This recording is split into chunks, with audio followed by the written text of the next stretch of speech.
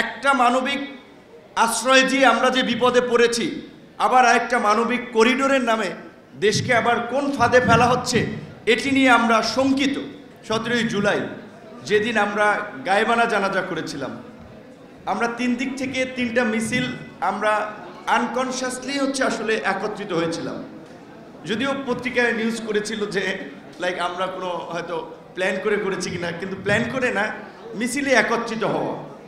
আজকে এবি পার্টির আজকে এতদিন তো আমরা একটা এই ধরনের প্রতিষ্ঠাবার্ষিকীর প্রোগ্রামও বাইরে আমরা করতে পারি নাই, এবং এখানে একজনকে দেখতে পাচ্ছি, তার কথা আসলে একটু বলতেই হয় যে আপনারা জানেন যে গত 16 বছরে আমাদের যে সিভিল সোসাইটি বলতে আমরা যাদেরকে বুঝি, নাগরিক সমাজ, খুব কম মানুষ আছে যারা এই ফ্যাসিবাদের বিরুদ্ধে ভোকাল ছিলেন।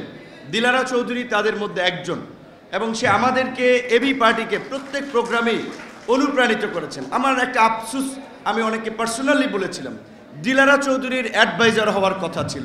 আসিফ নজরুল এবং দিলারা চৌধুরী তাদের মতো হাতে গোনা 4 থেকে 5 জন ব্যক্তি যারা সাহস নিয়ে আপোষহীনভাবে ধারাবাহিকভাবে শেখ হাসিনার ফ্যাসিবাদকে চ্যালেঞ্জ করেছেন।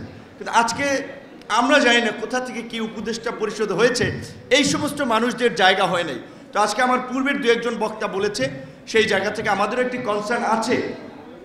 একটা মানবিক আশ্রয় দিয়ে আমরা যে বিপদে পড়েছি, আবার আরেকটা মানবিক করিডোরের নামে দেশকে আবার কোন ফাঁদে ফেলা হচ্ছে এটি নিয়ে আমরা শঙ্কিত, এটি নিয়ে আমরা উদ্বিগ্ন। আমরা যেটা মনে করি যে এই সরকার, আমাদের সমর্থিত সরকার, হাসনাত কায়েমের সাথে একমত যে বাংলাদেশের এরকম প্রেক্ষাপট তৈরি হয় নাই যে সবাই সরকারকে সমর্থন করছে, কিন্তু আমরা একটা লিমিটেড সময়, একটা নির্দিষ্ট সময়ের জন্য সরকারকে সংস্কার এবং একটা অবাধ, সুষ্ঠু, নিরপেক্ষ নির্বাচনের আয়োজনের জন্য দায়িত্ব দিয়ে সমর্থন করেছি। সব মশার বিরুদ্ধে সুরক্ষা দিতে এলো বসুন্ধরা এক্সট্রিম অ্যারোসল, মশার বিরুদ্ধে এক্সট্রিম সুরক্ষা। সেই বিষয়ে রাজনৈতিক দলগুলো সুস্পষ্ট রোডম্যাপ জানতে চাচ্ছে, সেইখানে কিন্তু তাদের কাছ থেকে কোনো আমরা রোডম্যাপ পাচ্ছি না। কাজে আমরা বলতে চাই, আমরা সংস্কার চাই, আমরা গণহত্যার বিচার চাই, বিচারের অগ্রগতি দেখতে চাই। একই সাথে বাংলাদেশের মানুষ 16 বছর ধরে তার যে ভোটের আকাঙ্ক্ষা, জনপ্রতিনিধি নির্বাচনের আকাঙ্ক্ষা, তারও একটা সুস্পষ্ট রূপরেখা আমরা অনতিবিলম্বে এই সরকারের কাছ থেকে আমরা জানতে চাই।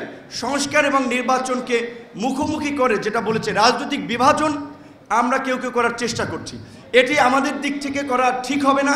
আমরা সবাই সংস্কার চাই। নির্বাচিত সরকারের বিকল্প নাই। নির্বাচিত সরকার না হলে অনির্বাচিত কিংবা এই ধরনের ইন্টারিম গভর্নমেন্ট যতই ভালো হোক, সেটা দেশের জন্য আরও নানান সংকট তৈরি করবে। তাই আমি রাজনৈতিক নেতৃবৃন্দকেও বলবো, সংস্কার বাস্তবায়নের উপরে জোর দিন, যেটা ইতিমধ্যেই সবাই বলেছে। যেখানে আমরা ঐক্যমত হই, ঐক্যমতের ভিত্তিতে একটা জাতীয় সনদ প্রণয়ন করে আমরা দ্রুতই বাংলাদেশের গণতান্ত্রিক অগ্রযাত্রায় একটা নির্বাচনের দিকে যাত্রা করি, এবং সরকারকে সেই বিষয়ে অবশ্যই একটি সুস্পষ্ট রোডম্যাপ দিতে হবে। এবি পার্টির প্রতিষ্ঠাবার্ষিকীতেও আমরা রাজনীতিবিদদের সামনে এই প্রত্যাশা করছি। ধন্যবাদ।